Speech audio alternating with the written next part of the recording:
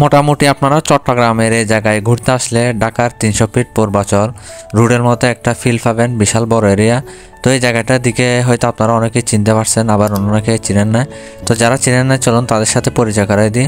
এই জায়গাটা হচ্ছে আপনার পতেঙ্গা রিং রোডের পাশে এবং সাগরিকা ফ্লাইওভার থেকে নিচে নেমে যে গোল চত্বরের মতো শুরু হয়েছে, এটাই হচ্ছে মূলত সেই জায়গায়। এখানে আসলে মোটামুটি আপনার ভালোই সময় কাটবে। বিশেষ করে শুক্রবারে এখানে প্রচুর পরিমাণ মানুষের চাহিদা।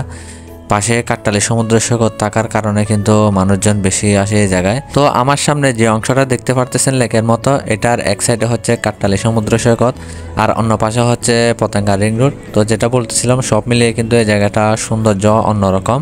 যদিও ক্যামেরার মধ্যে চারপাশ তেমন একটা ভালো আসতেছে না সন্ধ্যা হয়ে যাওয়ার কারণে। সব মিলিয়ে শুক্রবার হলে আমি প্রায় সময় এই জায়গায় ঘুরতে আসি। আর পাশে যে দোকানগুলো দেখতেছেন এগুলো হচ্ছে কাঁকড়া এবং তেলে ভাজা নাস্তার জন্য বিখ্যাত।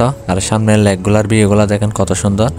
আমরা সামনের ধরে এগোচ্ছি, কাট্টালি সমুদ্র সৈকত যাবো এই কারণে। আর সামনের রাস্তাটা পার হয়ে অপোজিট সাইডে গেলেই কিন্তু কাট্টালি সমুদ্র সৈকত দেখা যাবে। তো যেটা বলতেছিলাম, এখানে মানুষজন দেখেন কীরকম।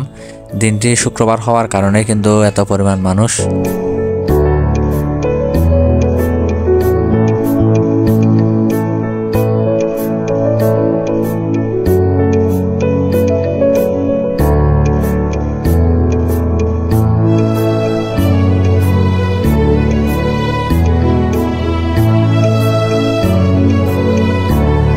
তো অবশেষে মানুষজনের ভিড় ঠেলে চলে আসলাম আমরা এই জায়গায়, যেখানে জেলেরা মাছ ধরার জন্য জাল বুনতেছে, জাল ঠিক করতেছে।